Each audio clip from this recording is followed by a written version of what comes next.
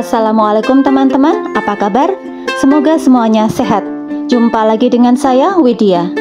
Kali ini saya mohon izin untuk sharing dokumentasi penghijauan di Pegunungan Kapur Kendeng, Jawa Tengah bersama Pak Ansar dan relawan Biosaka Pati, Jawa Tengah.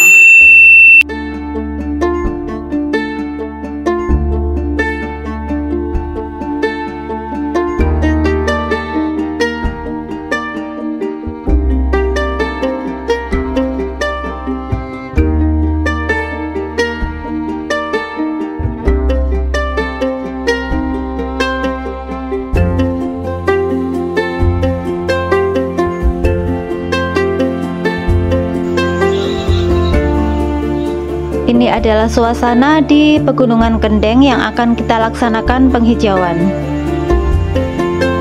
Nah, seperti ini. Ini adalah sebagian dari bibit buah-buahan yang akan kita tanam. Itu kelihatan Pak Ansar, kemudian juga ada tokoh Kendeng Pak Gunretno itu yang pakai baju biru tua. Nah, ini kita akan bersama-sama menanam bibit tanaman buah. Nah, itu tidak pecah Pak, tidak.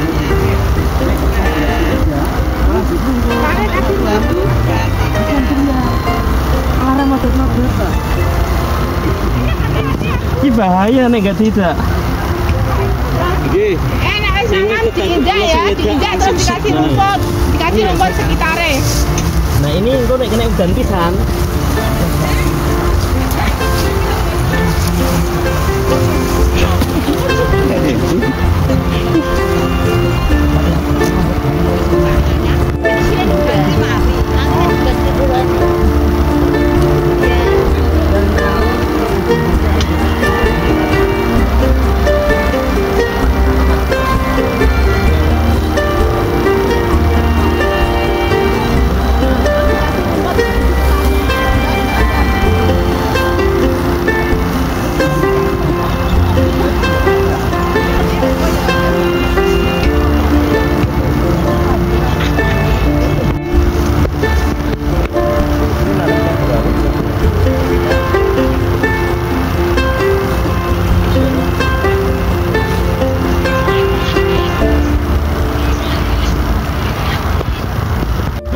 Ini kan pemandangannya bagus. Kono lho, ayo kono. Ayo, naik yo. Naik lagi.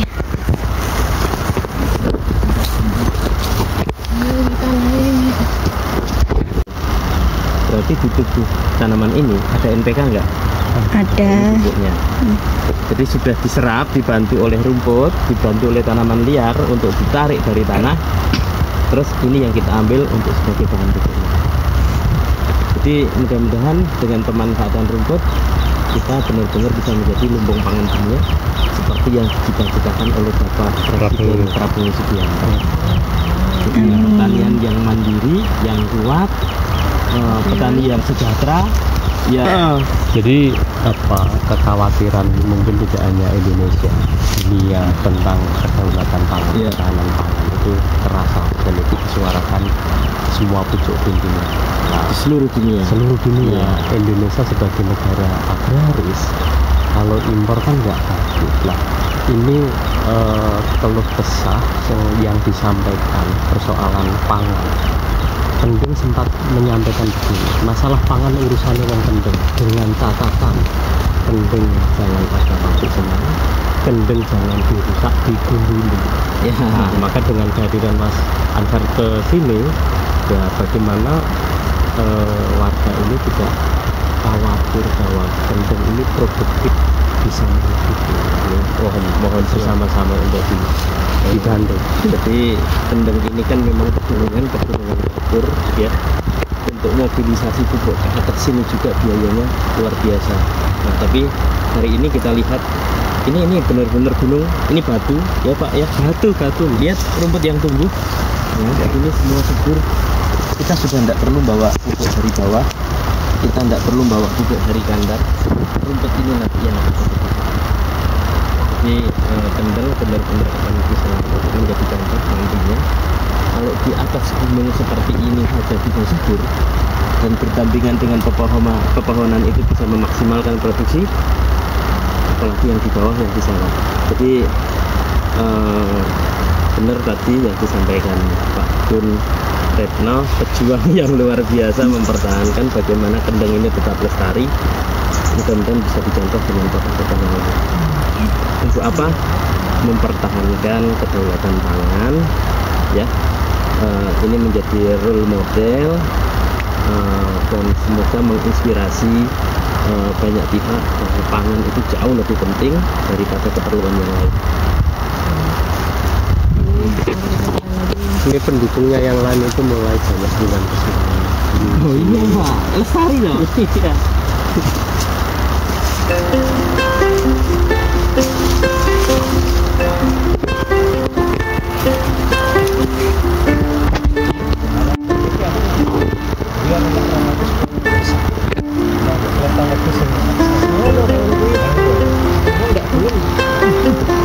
Pilihannya aku itu pekerjaan kan.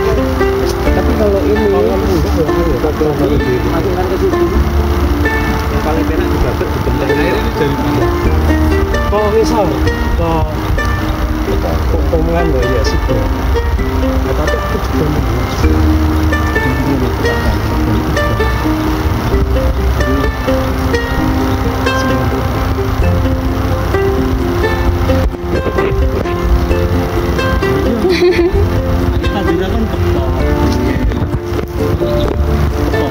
kepok kita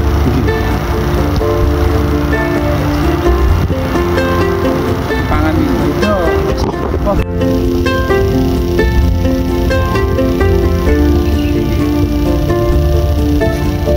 kepok yang semoga bisa membantu petani di bawah atau dimanapun tempat.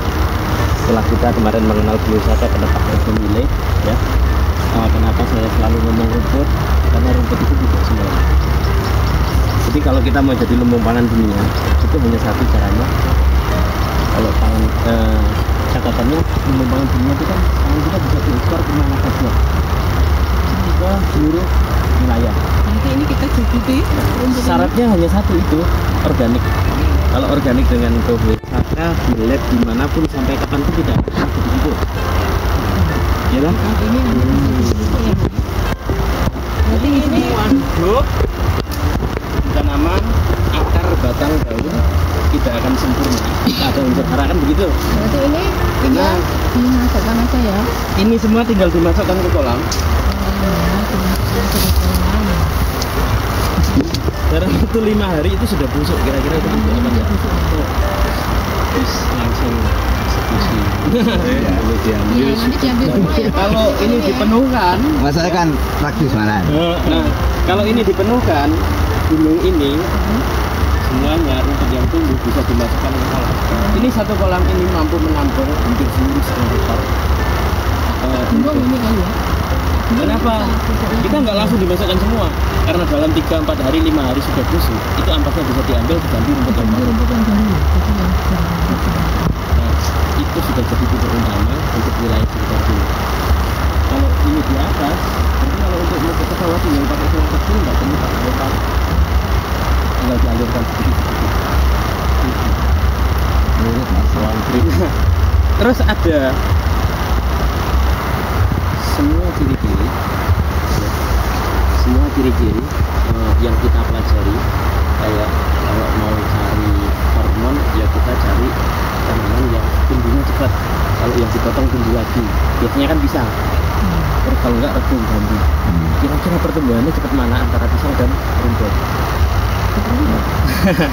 Rumput sekarang dibabat, nanti sore bisa tumbuh. Udah senti.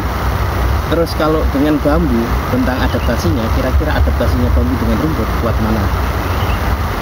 Ya toh?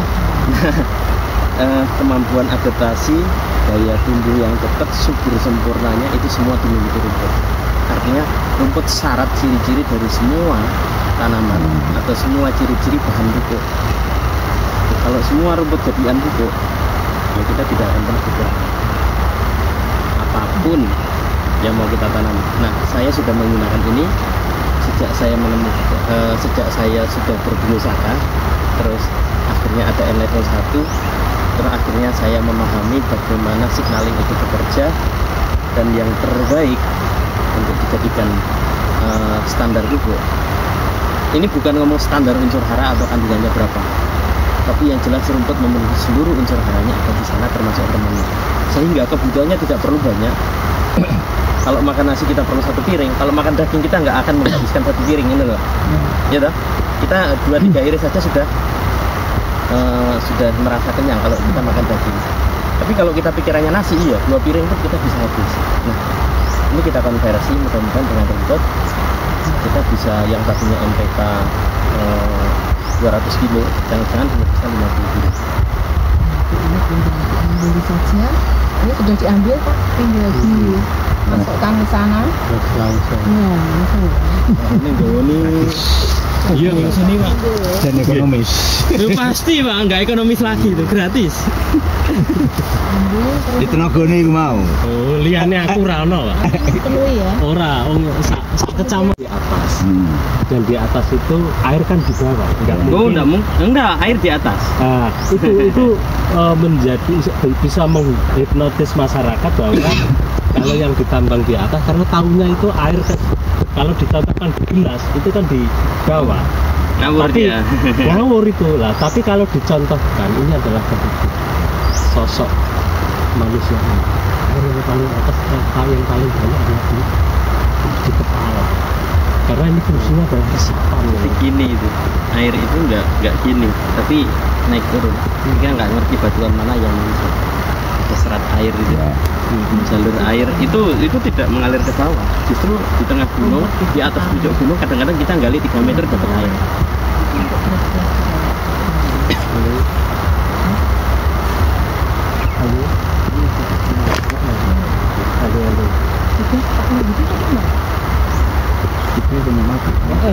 Aku warna kegiatan yang kecil. Ini pupuk. Ini kan rumput sedikit toh? Airnya. Ini pupuk ini. Tinggal seratnya begini. Ya ini dibiarkan aja sudah jadi media. Airnya begini nih. Selulosa saya sudah masuk ke situ. Begini betul. Simpel tuh, ada contohnya sedikit. Nah, nek sakolam ini jadi pupuk bagus banget. Itu bisa kebuka dengan akar-akar bening. Kan ini isep ke tengah-tengah batu, bongkah Pak. Ketika masuk ke sampai ke titik air, bongkah, lah itu jadi sumber baru. Mecah. Sebenarnya mecah. Ini sudah bening.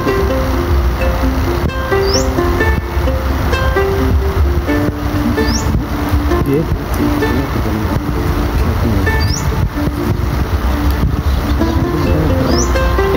Nanti itu dijeruk nih, terus ada di permukaan.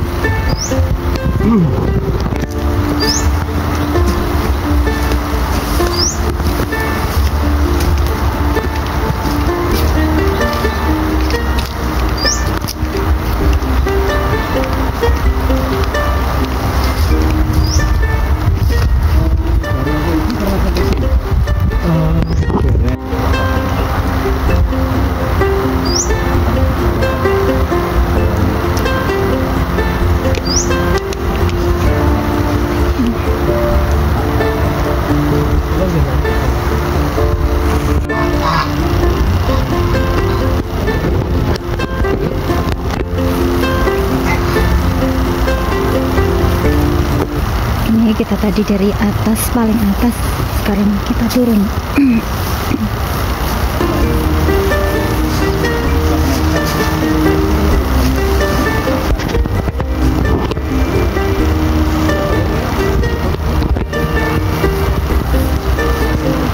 Ayo kita turun. Kita mau ke bawah ke tempat pelatihan. Kita mau membuat biosaka dan POCN level 1. Oke. Yuk. Jahit nggih, Pak. Alam kita begawa itu, Pak. Lama nggih wonten to. Mau akhirnya apa?